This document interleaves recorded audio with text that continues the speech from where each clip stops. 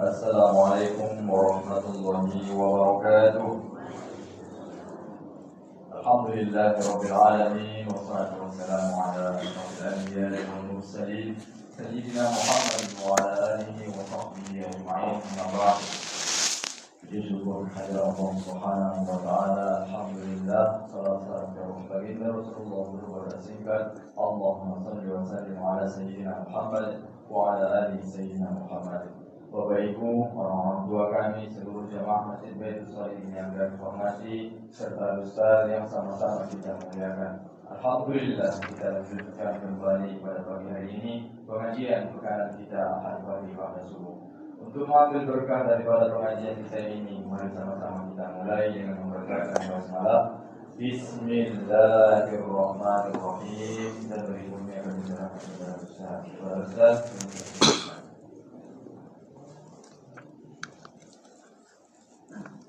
Assalamualaikum warahmatullahi wabarakatuh.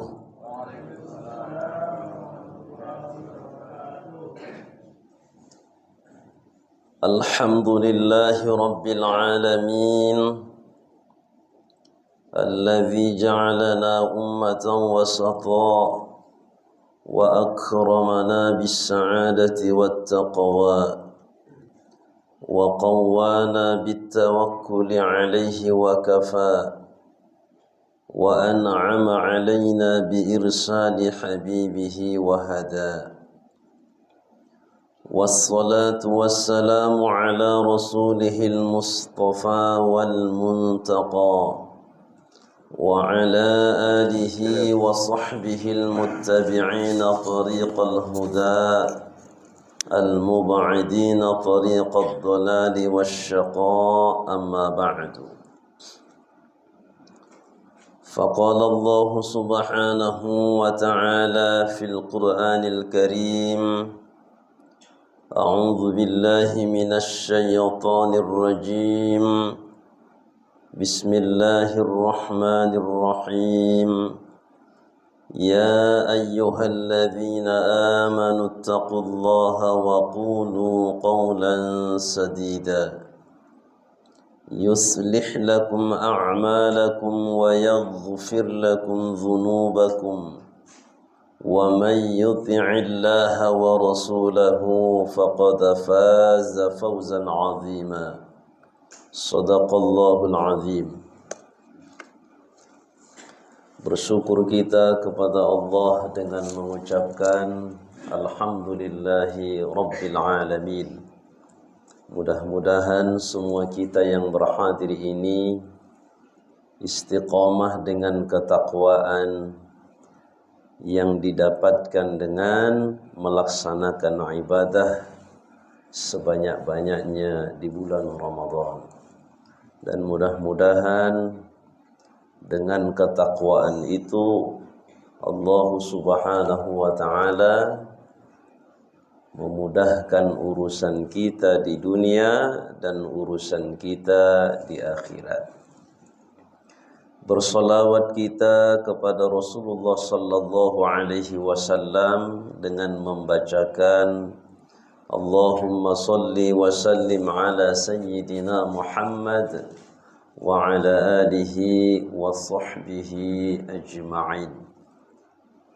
Siapa yang bersolawat kepada Rasul sekali saja, maka Allah memberikan rahmat kepadanya 10.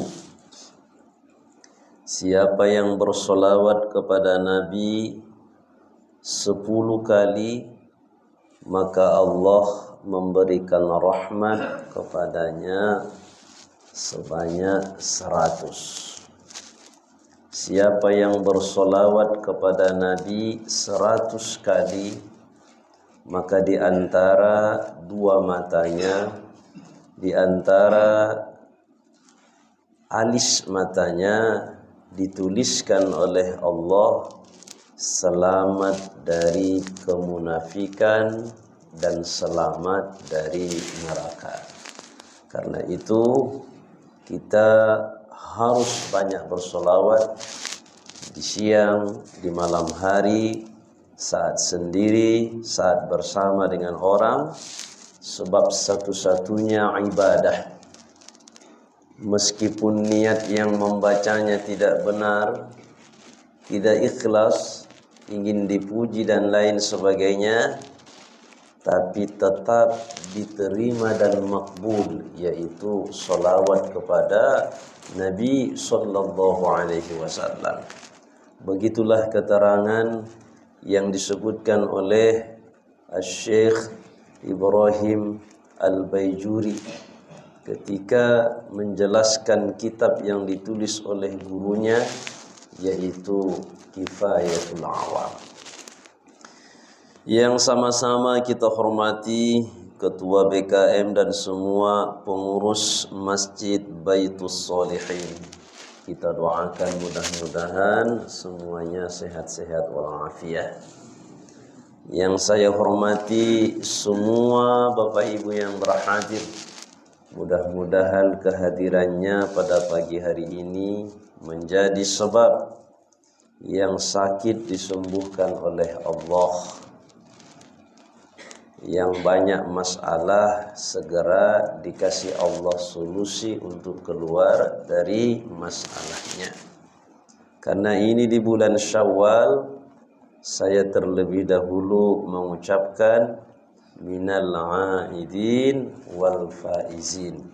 Mudah-mudahan semua kita minal aidin, termasuk yang kembali keadaannya seperti dulu. Dulu yang mana kullu mauludin yuladu 'alal fitrah fa inna abawahu yuhawwidanihi aw yunassiranihi aw yumajjisani. Semua yang terlahir dalam kondisi fitrah. Fitrah membawa janji primordial, yaitu mengakui Tuhan yang benar hanya satu, yaitu Allah Subhanahu wa ta'ala.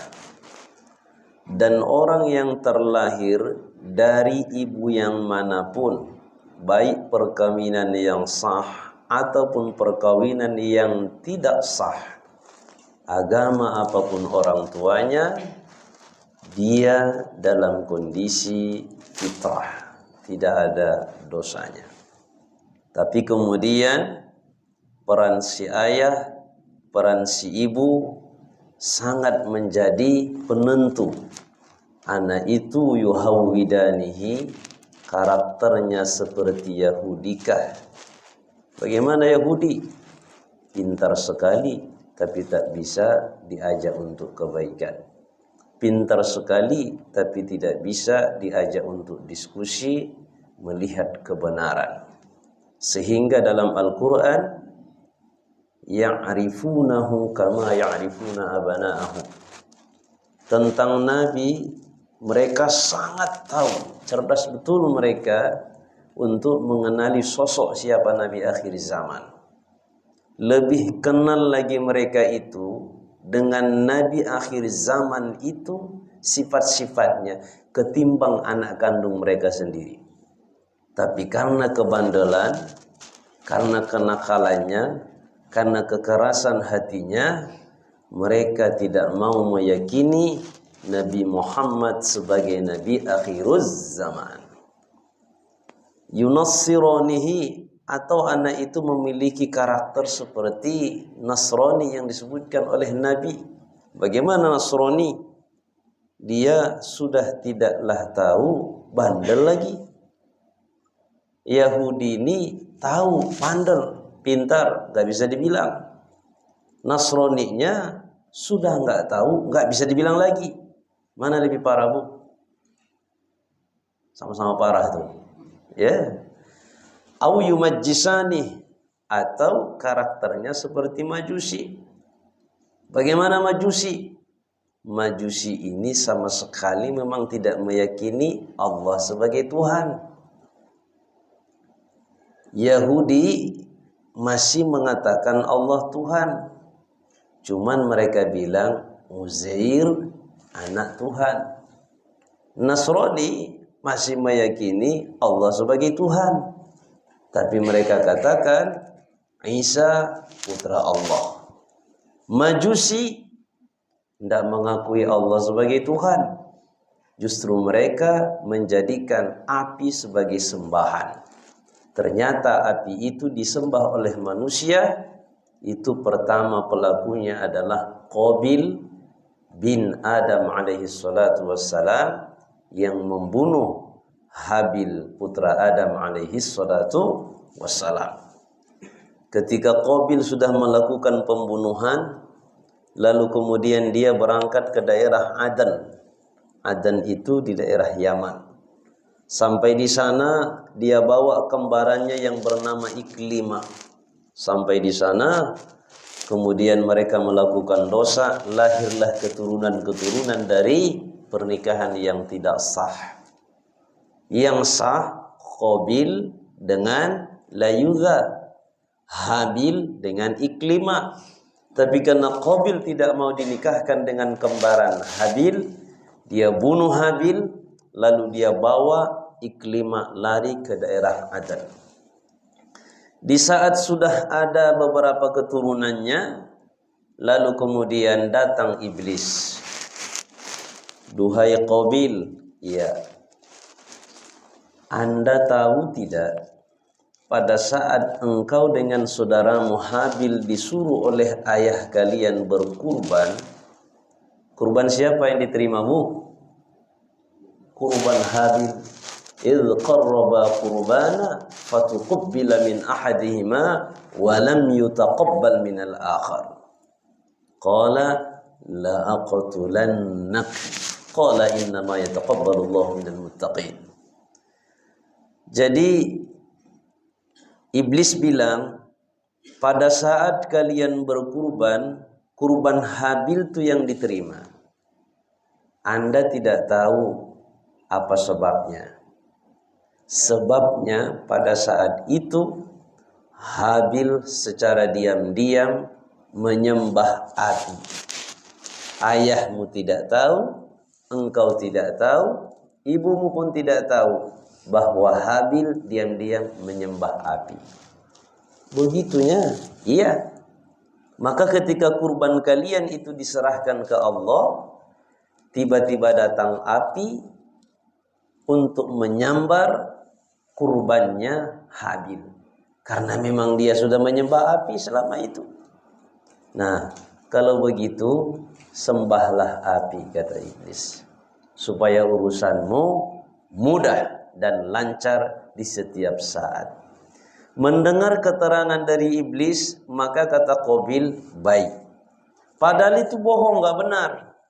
Mana ada Habil menyembah api. Justru Habil itu patuh dan tunduk kepada syariat yang dibawa oleh Nabi Adam alaihi salatu wassalam. Lalu kemudian Qabil setelah mendengar masukan dan arahan dari iblis laknatullah tersebut, dia membuat satu lokasi di mana api dihidupkan siang dan malam, tidak pernah mati. Ada satu anaknya yang tidak bisa melihat. Kalau ada orang tidak bisa melihat, tuna apa namanya, Pak? Tuna netra. Nggak bisa mendengar, tidak bisa berbicara, yang sering ibu belanjakan setiap pagi ikan tuna. Nah, jadi ada anak Qabil yang tidak bisa melihat, tunanetra, tapi badannya kekar, kuat. Nah, kata dari Qabil, duhai anakku, ya, saya mengamanahkan kepadamu untuk menjaga api ini, jangan pernah ada yang mengganggunya. Dan api ini disembah sebagai Tuhan. Siapa yang tidak menyembahnya, siapa yang mencaci atau mengejek api ini, tangkap dan buang ke tengah-tengah api itu. Ah, itu kata Qabil. Baik ayah, katanya. Beberapa saat kemudian setelah itu, diam-diam Qabil datang. Si anak ini nggak tahu itu yang datang ayahnya. Dia mendengar ada ucapan yang kurang pas dari ayahnya, sehingga dia pun mengamalkan apa yang dipesankan oleh ayahnya. Siapapun yang mengatakan tidak baik terhadap api ini, buang saja ke api. Maka dia tangkap itu tangan orang, dia buang ke tengah api, matilah Qabil. Dia bilang, saya ayahmu, apalagi dah mati. Nah, ini keterangannya disebutkan oleh seorang ahli sejarah ternama, namanya Ibnul Athir Al-Jazari, dalam kitab tarikh yang termasuk kitab tarikh besar, namanya Al-Kamil Fit Tarikh. Nah, jadi yang terlahir itu bisa dalam kondisi, bisa karakternya itu dengan kesalahan orang tuanya, kayak Majusi, sama sekali nggak percaya dengan Tuhan itu adalah Allah. Nah, dengan puasa yang kita sudah lewati, Bapak Ibu yang dirahmati Allah, minal aidin man shoma ramadhana imanan wa ihtisaban ghufira lahu ma taqaddama min dhanbihi. Man qama lailatal qadari imanan wa ihtisaban ghufira lahu ma taqaddama min dhanbihi. Siapa yang puasa bulan Ramadan, thumma atba'ahu sittan min Syawal, kemudian dia puasa 6 hari di bulan Syawal, maka dia seperti yang baru dilahirkan oleh orang tuanya. Ibu sudah puasa 6? Alhamdulillah. Bapak sudah? Andai belum, masih ada waktunya. Puasa 6 di bulan Syawal ini dikelang-kelang pun tak ada masalah. Hari ini puasa, besok datang saudara silaturahim, nggak bisa puasa. Besoknya datang lagi saudara yang lain, besoknya baru kosong puasa kosong. Yang penting 6 hari. Jadi siapa yang puasa 6 hari di bulan Syawal, setelah dia mempuasakan bulan Ramadan, dia seperti bayi yang baru dilahirkan, dan dia seperti puasa kasanah 1 tahun. Bagaimana cara perkaliannya? 1 kebaikan dibalas oleh Allah 10 kebaikan. 1 bulan itu disebut oleh Nabi SAW seperti 10 bulan. 1 bulan Ramadan kita puasa dikali dengan 10, maka jadilah dia 10. Lalu kemudian 6 hari di bulan Syawal. 6 hari di bulan Syawal dikali dengan 10, 60 hari. 60 hari itu dibagi 2, dibagi 30, maka 2 bulan. 10 bulan ditambah 2 bulan, maka 12 bulan. Seperti puasa 1 tahunlah orang yang puasa Ramadan, kemudian dia sertakan 6 hari di bulan Syawal. Wal faizin, maka dengan itu mudah-mudahan kita semua beruntung. Ya ayyuhalladzina amanu taqullaha wa qulu qawlan sadida yuslih lakum a'malakum wa yaghfir lakum dhunubakum wa man yuti'illaha wa rasulahu faqad faza fawzan 'azima.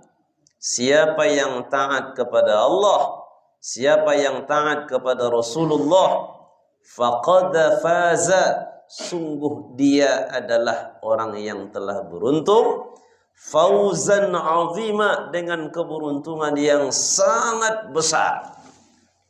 Maka mudah-mudahan kita wal faizin, termasuklah beruntung di dunia, beruntung di akhirat. Jadi minal aidin wal faizin artinya bukan mohon maaf lahir dan batin, cuman disertakan oleh orang setelahnya ucapan mohon maaf lahir dan batin.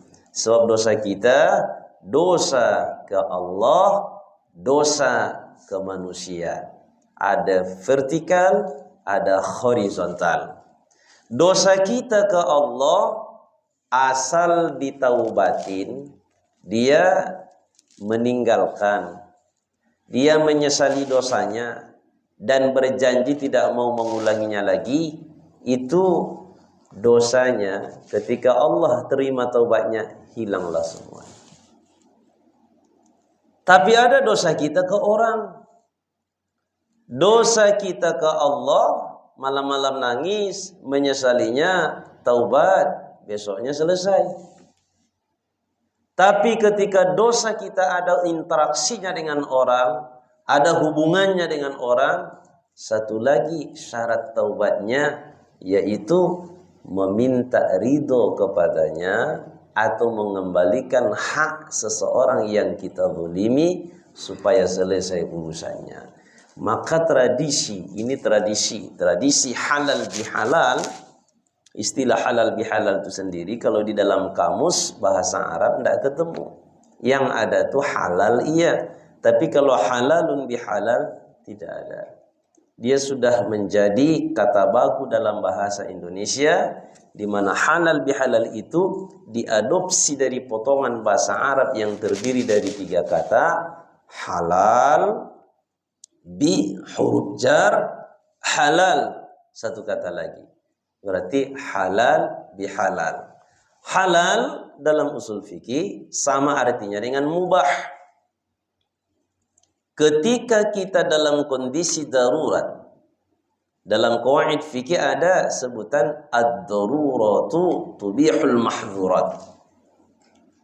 Kondisi yang darurat tubihul mahdzurat, membolehkan kita melakukan yang diharamkan. Mahdzur sama dengan haram. Tubihu dibolehkan. Misalnya kita dalam kondisi lapar, tidak ada lagi yang bisa kita makan kecuali satu benda yang najis mughalladah. Dan jika kita tidak memakannya, bisa meninggal dunia. Gak ada lagi makanan. Maka memakan itu tubih dibolehkan. Tubih dibolehkan itu artinya apa? Pada saat itu halal lah itu dimakan. Nah, halal itu apa? Mubah itu apa? Kalau dia wajib, ma yuthabu ala amalihi wa yu'aqabu ala tarkihi. Ada satu perintah. Ketika kita kerjakan, Allah kasih pahala. Tidak dikerjakan, maka berdosa. Namanya wajib. Ada yang mandub, sunnah, mustahab. Dikerjakan, ma yuthabu ala amalihi wa la yu'aqabu ala tarkihi. Dikerjakan berpahala, ditinggalkan tidak berdosa. Kemudian ada haram. Haram itu apa? Ma yuthabu ala tarkihi wa yu'aqabu ala amalihi. Jika ditinggalkan oleh seseorang, maka yang meninggalkan perbuatan itu Allah kasih pahala. Ketika dia mengerjakannya, maka dia berdosa. Contohnya apa? Mengambil hak orang, itu haram. Kemudian ada makruh. Makruh itu apa? Dikerjakan oleh seseorang ma la yu'aqabu ala amalihi yuthabu ala tarkihi. Ma yuthabu ala tarkihi wa la yu'aqabu ala amalihi. Ketika seseorang itu mengerjakan tidak berdosa, tapi ketika dia meninggalkan dapat pahala. Misalnya hari apa ini, Bu? Hari apanya hari ini? Hari Ahad atau hari Minggu samanya itu. Ya. Cuman kalau Ahad dia Islami kedengaran. Kalau dia Minggu itu nama orang Barat. Nah, jadi ibu nanti ada undangan. Tentu ketika diundang sampai di acara ada makan, betul kan? Ada makan. Nah, di meja makan tuh menu-menunya sangat banyak. Nah, ada satu menu isinya jengkol. Ibu suka jengkol? Suka, Bu? Bapak pernah makan jengkol? Ibu-ibu pernah dimakan jengkol? Pernah? Pernah dimakan jengkol? Oh, enggak makan jengkol tentu pernah ya. Nah, ketika ibu sampai pada posisi setentang dengan menu jengkol tadi, berpikir, kalau ku ambil, ku makan, makruh. Tak ku ambil, kurang sedap. Ku ambil satu, sikit kali. Ku ambil 10, dilirik orang nanti. 1 dengan 10 baunya sama? Sama. Tapi ibu lebih memandang kepada, ya Allah, makruhnya ini. Ibu tinggalkan. Nah, ini ibu dapat pahala. Kenapa? Sengaja meninggalkannya. Karena dia makruh. Tapi kalau misalkan lewat, duduk di kursi, tiba-tiba datang si bapak. Ibu tengok. Mana? Kenapa? Ada jengkol di piring bapak. Ah, itu diambil. Oh, enggak nampak dari jengkolnya katanya. Si ibu bilang enggak nampak, maka enggak ada di piringnya. Si ibu tuh enggak dapat pahala. Kenapa? Karena dia enggak ada kesengajaan meninggalkan jengkol. Nah, itu makruh. Ada yang mubah. Mubah itu apa? Dikerjakan tidak ada pahala, tidak ada dosa. Ditinggalkan tidak ada pahala, tidak ada dosa. Berarti mubah itu lepas betul. Enggak ada keterikatan dengan dosa, dengan pahala, enggak ada. Lepas mubah.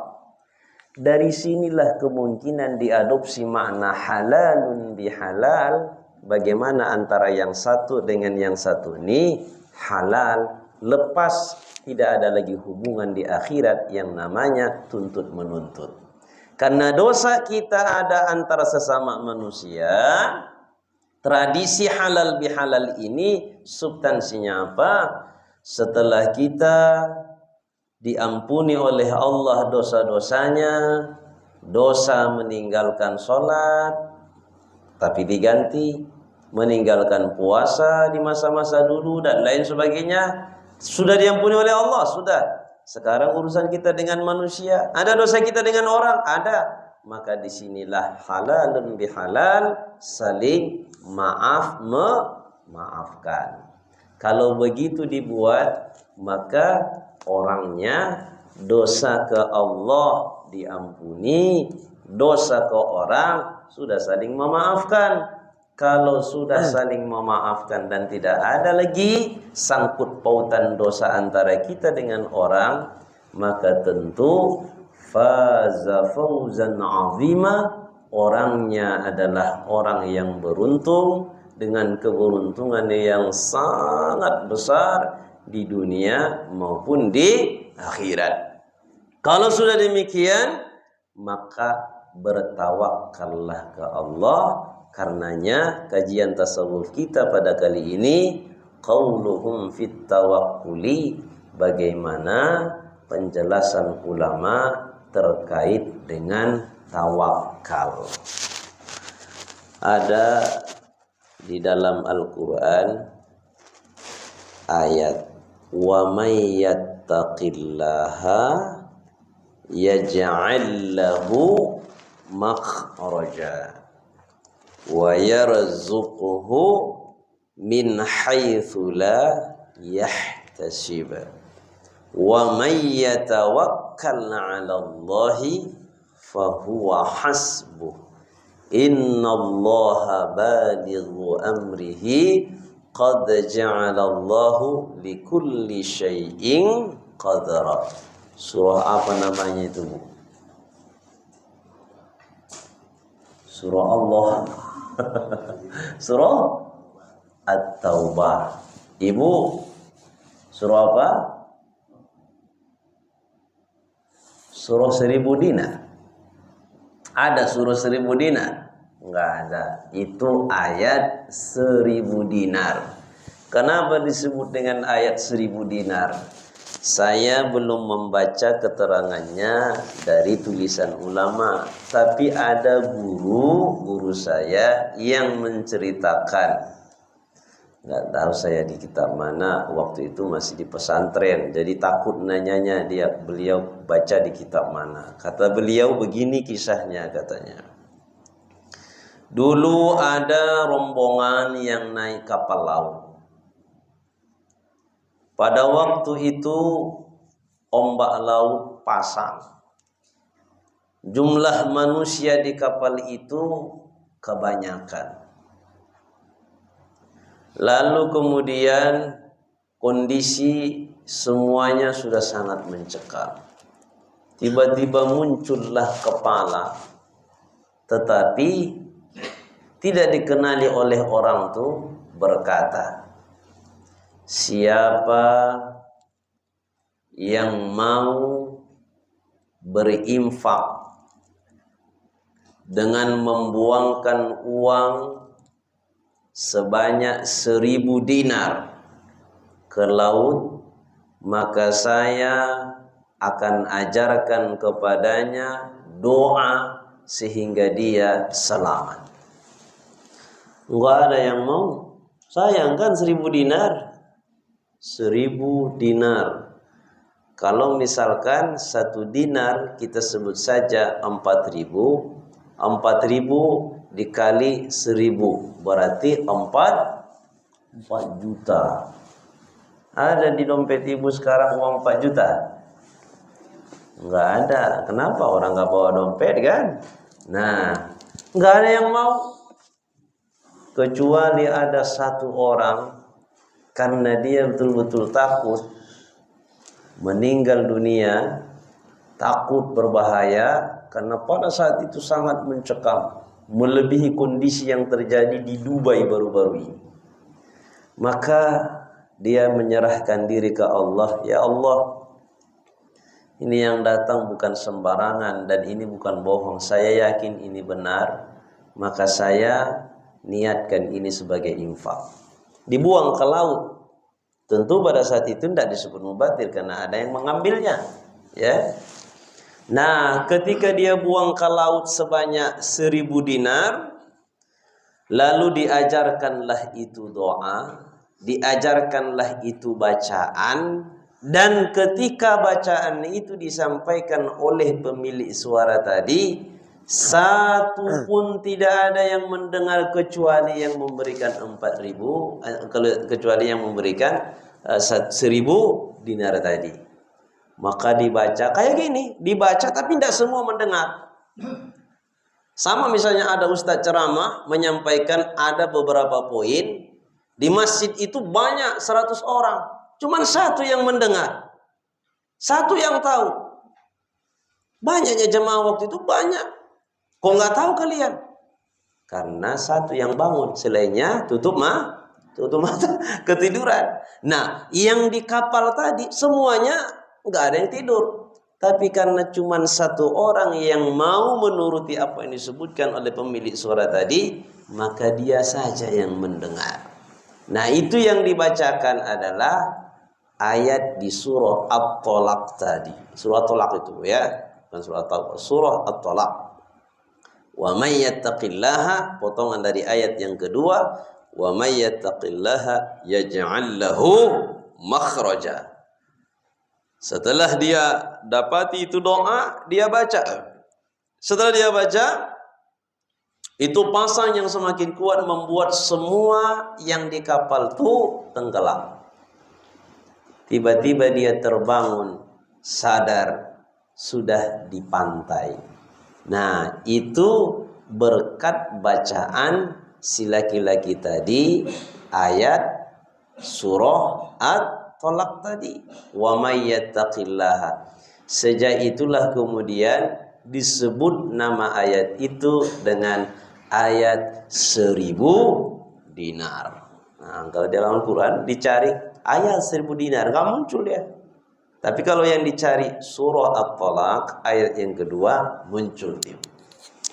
Nah, jadi salah satu bagian dari ayat itu Allah Ta'ala tegaskan, wa may yatawakkal 'ala Allah, siapa yang bertawakal ke Allah, fahuwa hasbuh, maka dianya Allah hasbuhu, memberikan kecukupan kepada orang tersebut. Innallaha balighu amrihi qad ja'alallahu likulli syai'in qadra. Yang menyampaikan hajat kita, yang menyampaikan kita kepada tujuan kita, tidak ada yang lain kecuali hanya Allah. Hanya Allah yang menghendaki apa yang kita buat. Dan Allah Ta'ala kuasa membuat segala yang masuk dalam kategori al-mumkinat pada kajian akidah. Jadi hukum akal dalam akidah ada 3. Ada yang wajib, ada yang mustahil, ada yang jaiz. Yang wajib itu pasti ada, tidak mungkin tidak ada. Yang mustahil pasti tidak ada, tidak mungkin ada. Yang jaiz, akal bisa menerima kemungkinan adanya atau kemungkinan tiadanya. Orang yang tidak paham hukum akal ini berpotensi besar salah dalam memahami Al-Quran. Coba dilihat di dalam Al-Quran, sangat banyak redaksinya yang mengatakan Allah itu maha kuasa. Wa huwa ala kulli syai'in qadir. Allah itu atas segala sesuatu kuasa. Berarti Allah sanggup dan kuasa untuk menjadikan apapun. Percayanya ibu itu? Ayat itu? Percaya. Percayanya ibu? Yang enggak menjawab saya tanya sekali lagi, berarti enggak percaya itu. Percayanya ibu dengan ayat itu? Percaya. Bapak percaya? Secara teks itu artinya apapun yang ada, apapun yang terjadi, apapun yang dipikirkan, semua Allah kuasa. Kan begitu? Nggak ada yang tak kuasa Allah. Nah kata ulama, kalau begitu kita tanya dulu Wak nih. Yakinnya Wak dengan ayat tadi Allah itu kuasa untuk menjadikan segala apapun? Iya, jelas. Siapa yang enggak meyakininya murtad katanya, kata Wak nih. Kita tanya lagi. Wak, saya mau nanya. Iya. Saya mau nanya. Iya, kata Wak nih. Ah, Wak makan salah. Pala awak katanya. Berpantun pula Wak tadi, kan? Nah, ditanya lagi. Wak, kalau begitu saya mau nanya, kuasakah Allah? Kuasa itu kan artinya sanggup.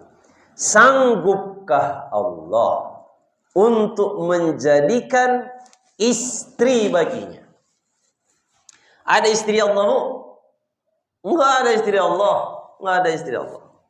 Sekarang pertanyaannya, ayat tadi mengatakan Allah itu maha kuasa untuk menjadikan apapun.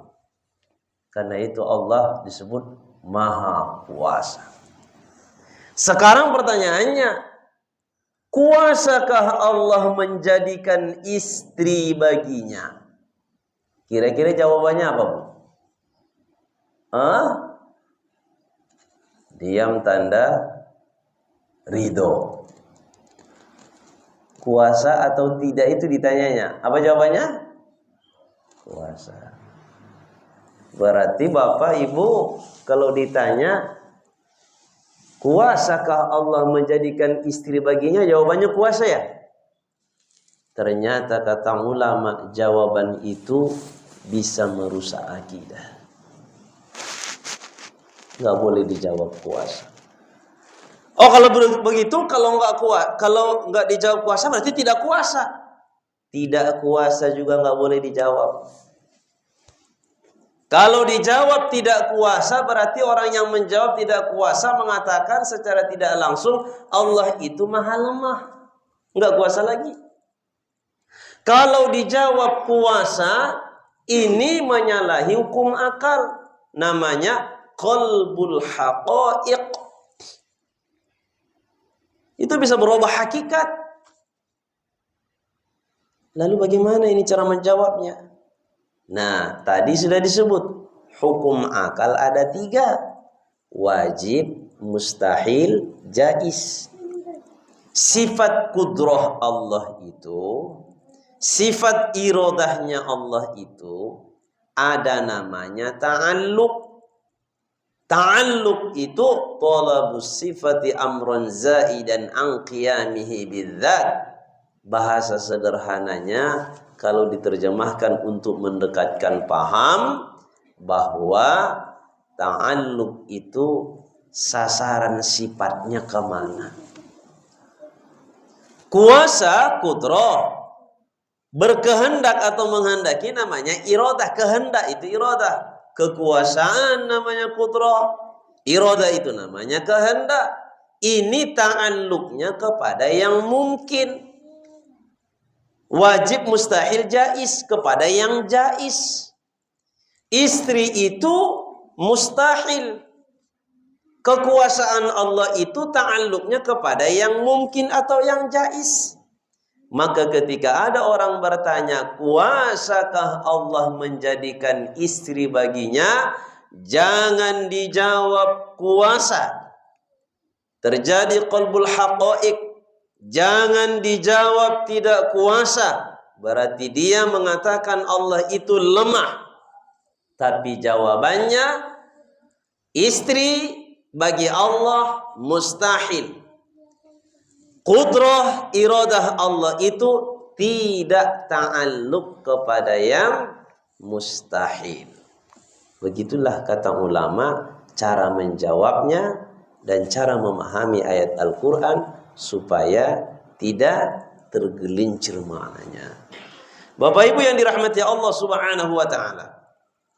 Jadi Allah Subhanahu wa taala yang menghendaki, yang menjadikan, yang mempertemukan, yang menyampaikan kita kepada hajat kita. Fahuwa hasbuh. Itu harus diyakini.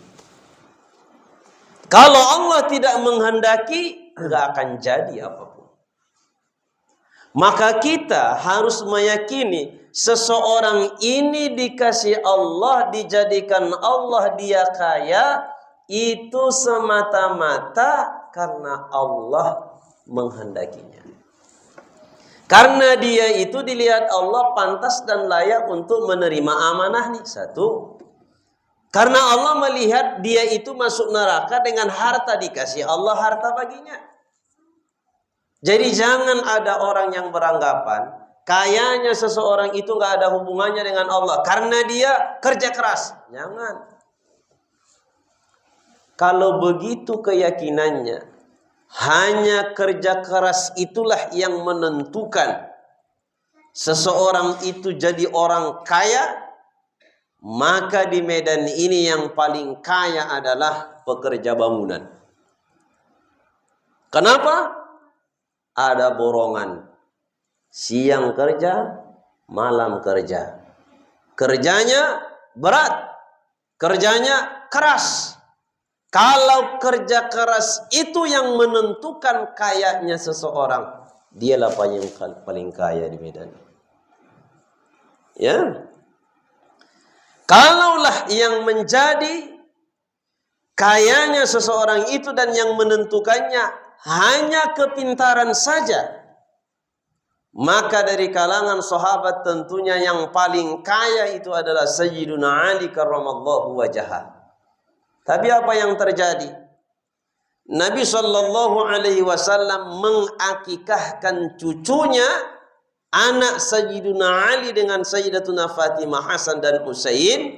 Kata ulama, ini menandakan bahwa pada saat itu kehidupan Sayyiduna Ali dari segi ekonominya sangat kurang, sehingga Rasulullah kemudian yang mengakikahkan cucunya. Rasulullah sallallahu alaihi wasallam pernah tidak makan beberapa hari. Kenapa?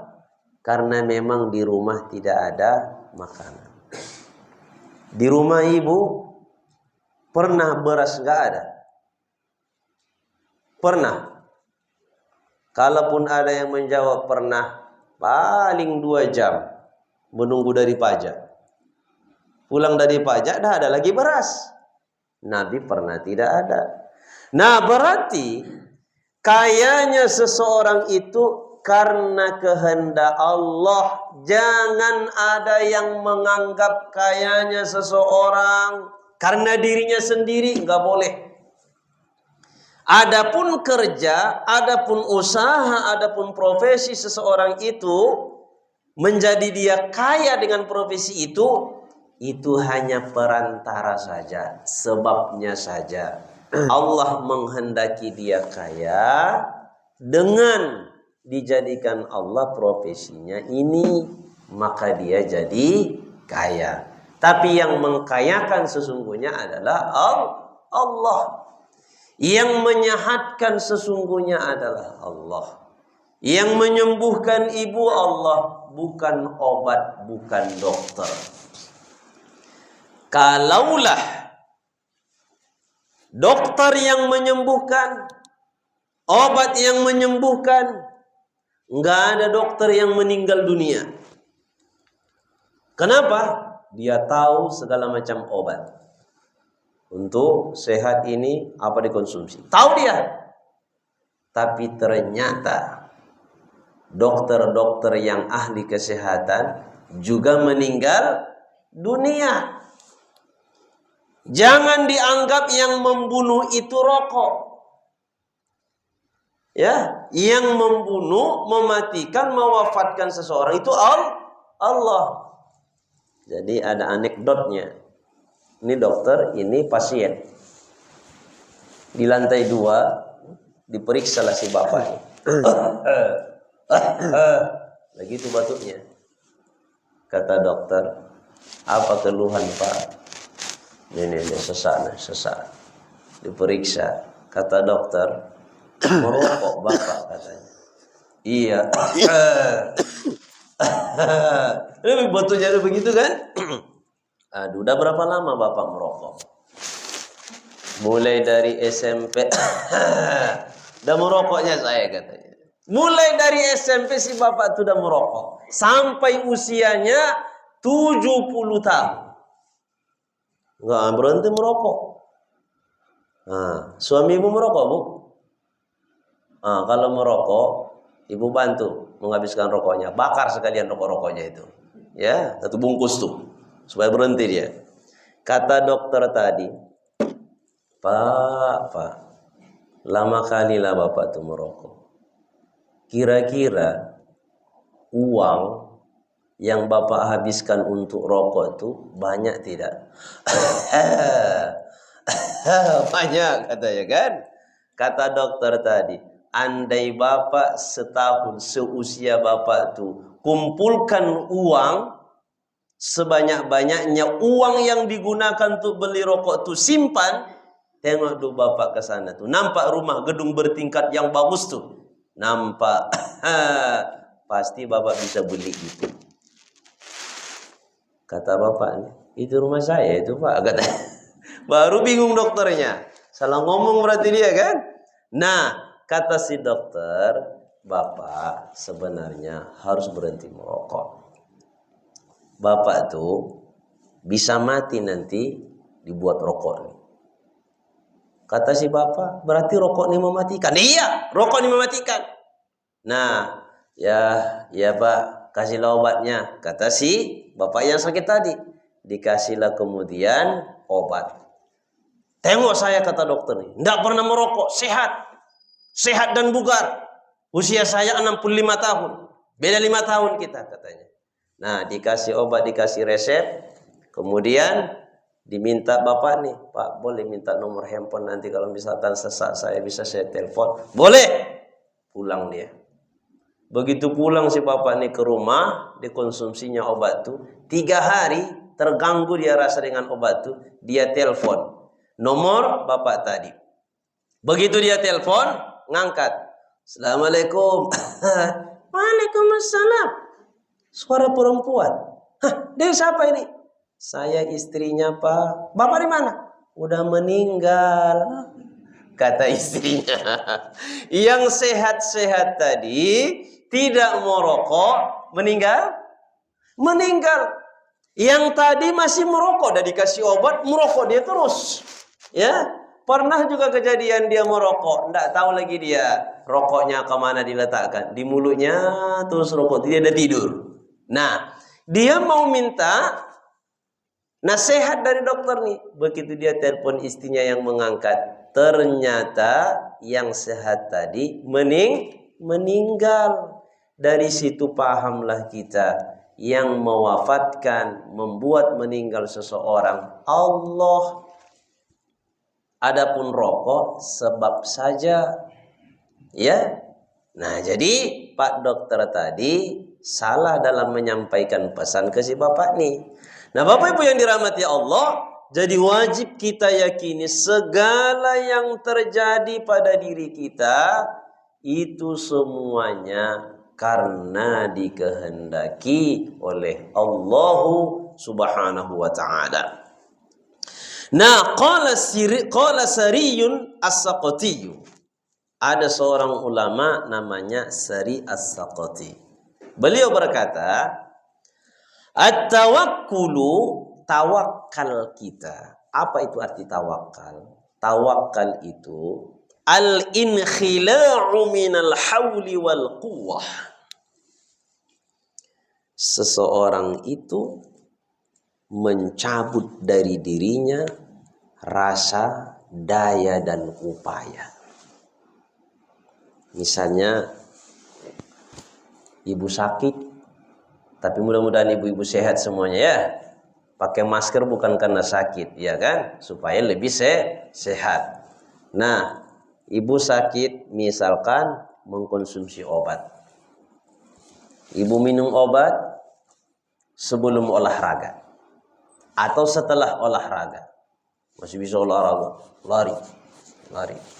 Nah, di sini supaya benar keyakinan orangnya, dia harus tawakal. Di mana tawakalnya? Supaya kita sehat, kata orang rajin olahraga. Konsumsi ini obat. Berarti kita di situ ada peran olahraganya. Olahraga itu kan bisa dilakukan karena ada daya dan ada upaya. Sanggup melangkahkan kakinya, lari kemana-mana, ya. Itu namanya daya dan upaya. Nah, kalau di doa la haula wala quwata illa billah. Apa artinya? Kalau diterjemahkan tidak ada daya dan tidak ada upaya. Sebenarnya di situ la haula wala quwata. Tidak ada Tuhanku kesanggupan saya untuk melakukan ketaatan kecuali karena Engkau kehendaki. Tidak ada kesanggupan saya untuk lari dari kemaksiatan kecuali karena Engkau kehendaki. Nah, itulah arti dari la haula wala quwata. Maka kita harus meyakini kebaikan kita buat, selamat dari kemaksiatan, semuanya karena Allah. Maka kata Asy-Syaikh Sari As-Saqati tadi, tawakal itu menghilangkan dari diri kita perasaan sanggup. Saya hebat, saya kuat, saya pintar, saya kaya, saya terhormat. Keaku-akuan dan kesayaan itu lepaskan.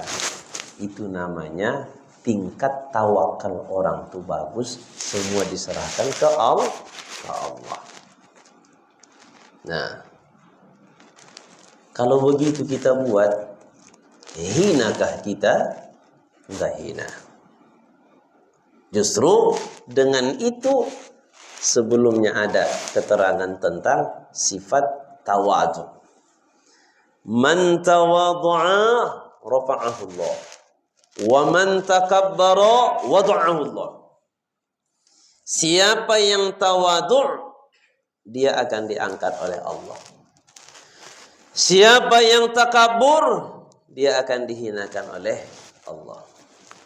Takabur nih, contohnya saja mendekatkan paham, ada ibu-ibu beli cincin, kumpulan ibu itu ada 5 orang. Yang satu cincinnya di sini, ada yang di sini, ada yang di sini, ada lagi yang pakai cincin di sini. Ibu makruh pakai cincin di sini. Kenapa?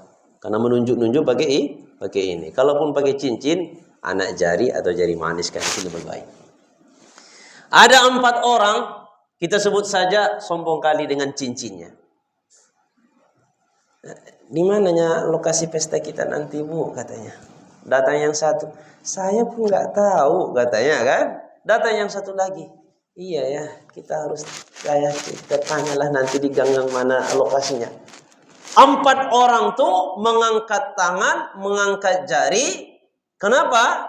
Karena merasa cincinnya bagus, merasa hebat, merasa terhormat dengan cincin itu. Itu bagian dari kesombongan, takabur lah kita sebut.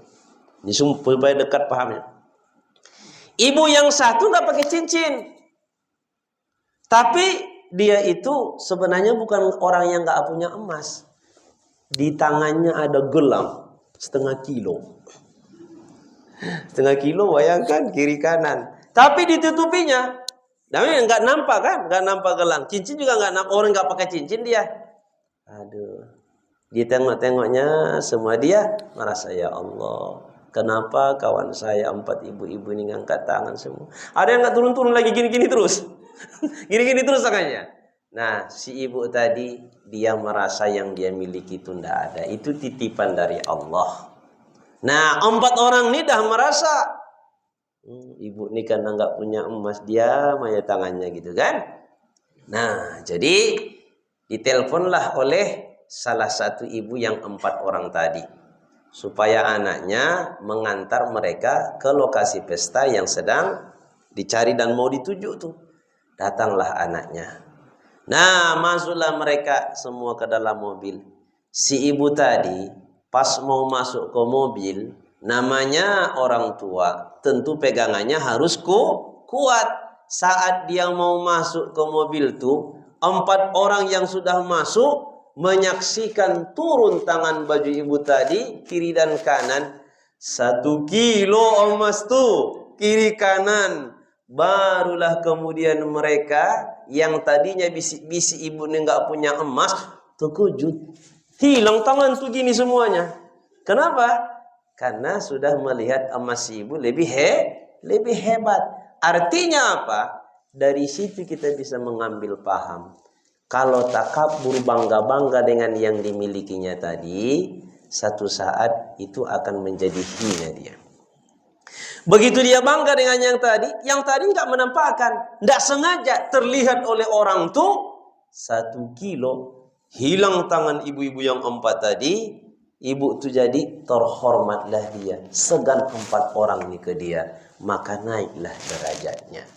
Jadi orang yang menyembunyikan dirinya, tidak mau mengatakan dia ini,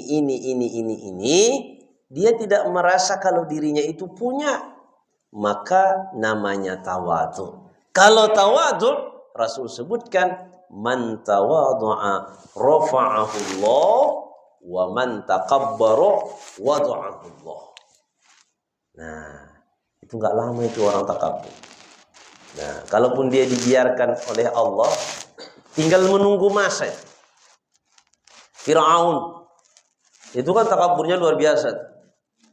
Saking takaburnya dia, sudah banyak dia bilang apa-apa, sampai kepada puncak ketakaburan, dia mengakui dirinya sebagai Tuhan. Saya Tuhan. Saya Tuhan, kata Fir'aun.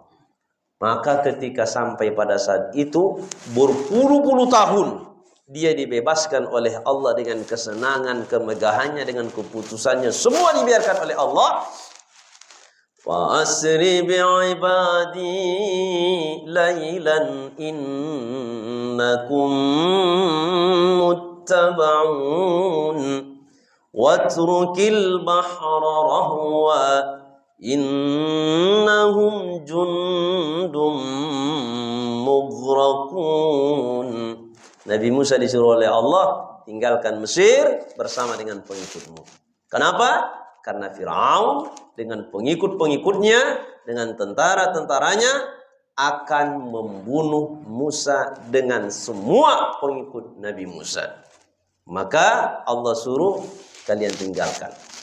Malam hari dikepung, sampai kemudian di Laut Merah, Allah suruh pukulkan tongkatmu. Selamat, innahum jundum mughraqun. Firaun pun sampai di Laut Merah itu, sampai di tengah lautan, mughraqun, mereka ditenggelamkan oleh Allah Subhanahu wa taala. Maka Bapak Ibu yang dirahmati Allah, kita ini harus berupaya bagaimana supaya melakukan ketaatan. Adapun orang yang ibu bapak lihat nggak taat tapi kaya-kaya ya, senang-senang, bahagia dia, sukses dia, kelihatannya sukses, itu sebenarnya istidraj. Istidraj itu kalau zahirnya, tampaknya itu adalah nikmat dari Allah, tapi sebenarnya bukan nikmat. Itulah nanti yang kemudian menjadi sebab dia dilaknat oleh Allah Subhanahu wa taala. Ibaratnya kata ulama macam ancang-ancang tuh.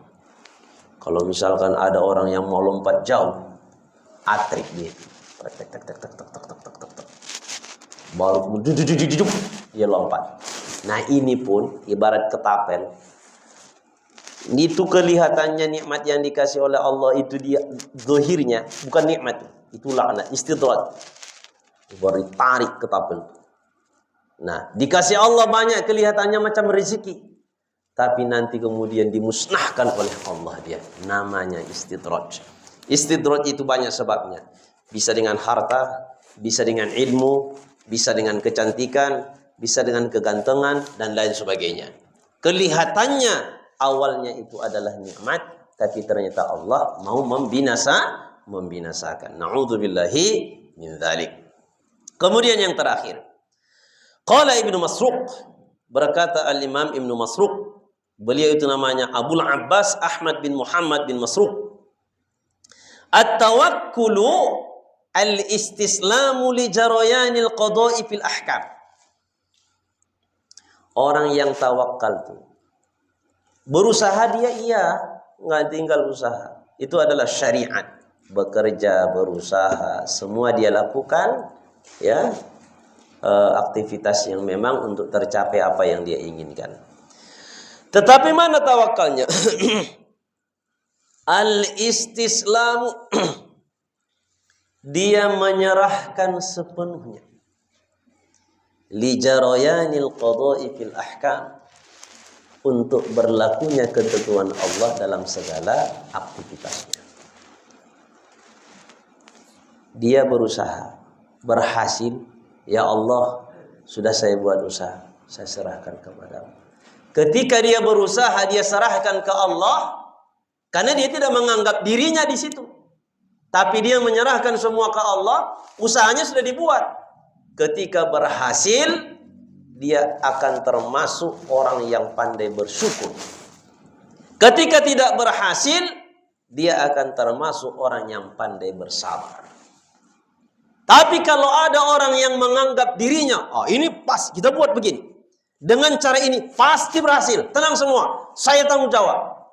Kata dia, begitu selesai gagal. Kalau gagal, siap-siaplah kecewa. Kenapa? Karena dia tidak menyerahkan ke Allah.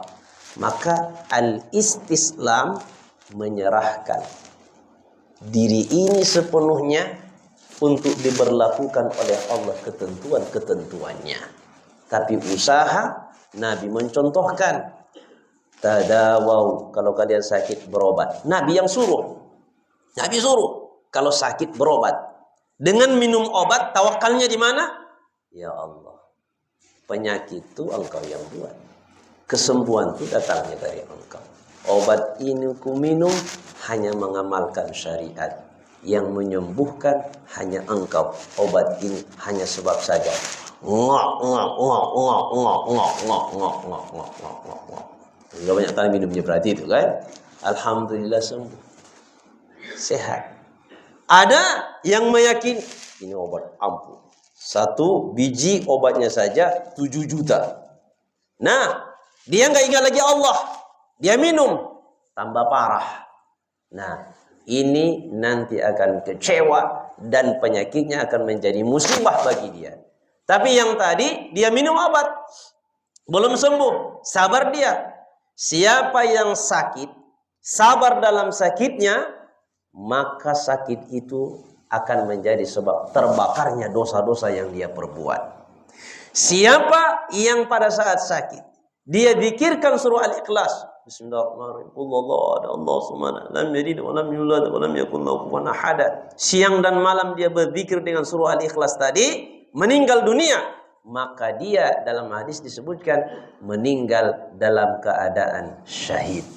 Nah, jadi orang yang membaca Al-Ikhlas hanya orang yang punya ketawakalan kepada Allah. Kalau enggak tawakal mana mau dia itu. Dia tetap bagaimana supaya dia. Kenapa? Karena dia itu merasa dirinya sehingga lupa dengan Allah Ta'ala. Bapak Ibu yang dirahmati Allah, mudah-mudahan semua kita yang berhadir ini dikuatkan oleh Allah rasa tawakal dalam diri kita, sehingga urusan kita di dunia dan di akhirat dimudahkan oleh Allah Subhanahu wa Ta'ala. Baik, demikian, mohon maaf sebelumnya jika ada yang kurang berkenan di hati Bapak Ibu. Sebelum tutup, ada yang mau ditanya Ibu? Mau ke pesta ya? Ada Bapak? Oh, silakan Pak. Waalaikumsalam.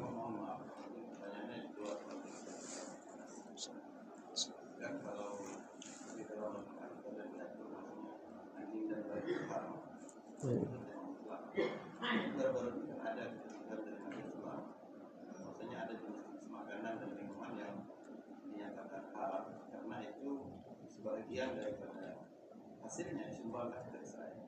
Itu kira-kira kalau kita diberi orang minuman dan makanan yang seperti ini, kira-kira bagaimana Pak? Kita buang atau kita minum atau kasihkan ke orang lain? Terima kasih. Baik. Waalaikumsalam. Ini Aini Kuwa, bukan Israel Pak ya? Bukan Israel. Yang Bapak tanya ini nggak ada jenis najisnya ya tadi. B2 nggak ada ya. Nah, baik. Ada namanya LPPOM. Satu lembaga untuk melakukan audit terhadap produk-produk dari masyarakat, apakah dia layak untuk dikasih label halal ataupun tidaknya. Nah, sehingga ketika diaudit ke lapangan ada bagian dari resepnya itu khinzir ataupun kalbun, itu tidak boleh dikasih label halal dan itu haram. Satu. Atau ada satu perusahaan, baik dia PT, CV atau apapun namanya. Nah, mereka resepnya itu semua dari yang halal. Tapi ketika proses itu dan alat yang digunakan dalam proses pengolahan itu berhubungan dengan yang najis mughalladah tadi, maka dia dihukumi haram. Tidak boleh dikasih label halal. Nah, maka ada namanya haram dzati. Kalau misalkan sudah bercampur dengan najis mughalladah tadi, maka benda ini sudah jelas ini adalah haram, najis. Ya kan? Haram dimakan. Nah, sekarang ini kita dihadapkan dengan masalah di negeri ini. Kenapa? Karena semakin banyak LP yang terlalu longgar dalam mengaudit satu produk. Cuman karena semua nanti akan bermuara kepada Menteri Agama ke pusat, ya label halal itu dari pusat, gitu kan? Makanya kita harus betul-betul hati-hati dalam makanan. Ada kadang-kadang auditnya cuman hanya mengandalkan lab saja, laboratorium saja, nggak bisa. Atau hanya melihat online saja, laporkan apa bahan-bahan kemudian foto, nggak diaudit ke lapangan. Ini juga berpotensi di situ ada terjadi sebab-sebab haramnya produk tadi. Nah, kalau misalkan tahu kita pasti bahwa di dalam produk itu ada yang disebutkan tadi, itu nggak boleh kita konsumsi. Namanya itu haram lah itu. Ya, jelas haram itu makanannya. Nah, sekarang pertanyaannya, kalau misalkan satu produk ini minuman yang halal, makanan yang halal, ya. Tapi kemudian belakangan tidak boleh kita membeli atau belanja ke tempat yang menjual produk-produk ini. Kenapa? Karena produk ini ternyata pemiliknya adalah Israel, Zionis Yahudi. Mereka itu pintar, memang pintar.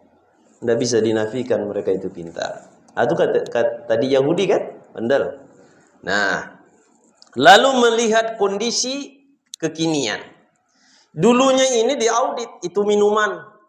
Dari mana resepnya, bagaimana caranya, semuanya, apanya, semuanya itu jadi sah. Setelah diaudit, dibawalah kemudian ke lembaga komisi fatwa, bagian dari MUI. Setelah disidangkan, itu semuanya dipretelin, menu-menunya, alanya semuanya. Ternyata kesimpulannya, ini layak untuk dikasih label halal. Ya sudah halal gitu kan? Oh, nggak ada di situ masalah, halal. Nah, yang punyanya siapa? Yang punyanya Zionis Yahudi. Nah, kemudian belakangan, karena label tuh, apalagi label halal sekarang nih, ketika sudah dikasih labelnya seumur hidup, sepanjang tidak ada perubahan-perubahan menu atau diketahui ada mereka robah resep-resepnya atau terjadi di situ pelanggaran. Nah, jadi perubahan yang tadinya ini halal kemudian ada larangan, jangan lagi, itu haram. Nah, haram di sininya tentu ada pertimbangan. Kenapa?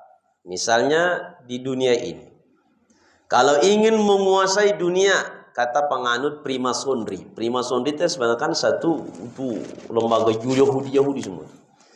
Cara menguasai dunia ini hanya dengan dua. Pertama, bagaimana kita menguasai produk makan dan minum, satu. Yang kedua, bagaimana kita menguasai di dunia ini namanya rumah sakit. Ini aja caranya. Kalau ada negara, kalau ada perusahaan, kalau ada orang-orang tertentu yang menguasai dua ini, makan minum dia kuasai, kemudian rumah sakit dia kuasai, dia akan berpotensi besar untuk menguasai dunia. Dia bisa menentukan. Ya presidianya kan tentu kita serahkan ke Allah. Nah, kalau di rumah sakit, kita pasien ini tahu nggak kalau misalkan dikasih obat apapun? Nggak tahu kita. Bisa jadi nanti diintervensi oleh penguasa, dibayar besar ini dokternya. Itu siapa itu? Lihat KTP-nya. Apa itu? Islam tidak? Islam. Udah, kasih obat. Obat apa ini? Obat supaya dia sehat dan campurkan obatnya supaya dia mandul seumur hidup. Bisa saja. Ya kan? Gak tahu kita. Nah, kemudian makan dan minum. Dulu orang-orang tua kita sehat sekali. Sehat betul. Panjang usia sampai 80, 90, ada yang 100. Sekarang makanannya sehat bergizi kelihatannya. Tapi ternyata makanan, minuman yang sekarang ini justru menjadi sebab bersakitan kita semuanya. Sirup tuh kalau dilihat dari menu-menunya ya halal. Tapi ketika kami rapat di LPPOM, di Komisi Fatwa, bertepatan saya sekretaris Komisi Fatwanya, lalu ketika ada LPPOM MUI kami rapat, hasilnya apa? Sirup itu dilihat dari semua menu-menunya, prosesnya di situ halal. Tapi kalau banyak-banyak dikonsumsi ini sirup, penyakit. Kenapa? Kimianya banyak sekali. Banyak sekali makanan-makanan yang mengandung kimia. Itu yang membuat kita sakit kalau banyak dikonsumsi. Orang tua dulu, beladang dia, masak, panen, masak, sehat gitu kan. Nah, jadi harus hati-hati kita. Kembali ke permasalahan tadi. Karena ini pemiliknya adalah Zionis Yahudi tadi. Ketika mereka sudah menguasai, memang rata-rata makanan tuh kalau kita lihat merek-mereknya itu banyak sekali, itu mereka yang punya. Nah, ketika ini kita bantu kaum muslim untuk belanja, membeli barang tuh semuanya dengan skala besar-besaran, itu secara tidak sadar kita menyumbangkan uang yang sangat banyak ke mereka itu. Ketika kita sumbangkan uang yang lebih banyak ke mereka, keuntungan mereka yang banyak itu, kemana mereka itu gunakan uang? Dari seluruh negara. Di Indonesia ini saja, berapa triliun keuntungan mereka dalam satu hari. Itu semuanya mereka gunakan untuk membeli peralatan. Peralatan itu menghabisi kaum muslim di Gaza. Misalnya kan, di Gaza sampai hari ini nggak tenang orang tuh. Mana ada pengajian kayak gini lagi? Kenapa? Enggak tenang. Orang bomnya itu kayak mercun tiap hari. Nah, karena pertimbangan itulah, maka MUI itu mengarahkan jangan lagi membeli barang-barang produk dari Israel. Kenapa? Sadar tidak sadar, kita berarti menyumbangkan uang yang banyak untuk menghabisi saudara kita sendiri. Nah, ini sebenarnya kita harus melihat situasi dan kondisi. Kalau misalkan kita dikasih orang pas acara atau misalkan ada pesta. Di pesta itu disiapin makanan, minuman. Minumannya semua aqua. Enggak ada Amos. Enggak ada Le Mineral. Enggak ada Ainikua. Sementara ibu 2 kali nambung. Ketika melihat aqua, siapa punya? Yahudi Israel kan. Lebih baik mati daripada minum. Gak minum dia. Udah minum aja. Minum aja, kenapa? Ya itu kan kita bukan membantu. Pada saat itu gak ada lagi yang diminum. Ya mesti minum. Nah, sebenarnya kalau kita baca itu fatwa, jangan salah paham dengan fatwa itu. Itu mengantisipasi bagaimana supaya apa? Kaum muslim ini jangan lagi dengan skala besar-besaran belanja ke situ. Setidaknya ada perusahaan yang muslim. Kalaupun nanti kita tilik, ini kan Aqua. Sekarang Aqua ini siapa yang bekerja di situ? Memang betul punya Israel. Siapa yang bekerja di situ? Siapa pegawai-pegawainya? Nanti akan banyak pertimbangan kan? Berapa ribu semua di situ pekerjaannya? Siapa di situ orang Islam? Apakah dengan tidak belanja kita mati juga nanti? Kita juga membuat mereka itu di PHK dan lain sebagainya. Nah, kita itu harus melihat pertimbangan situasi dan kondisi.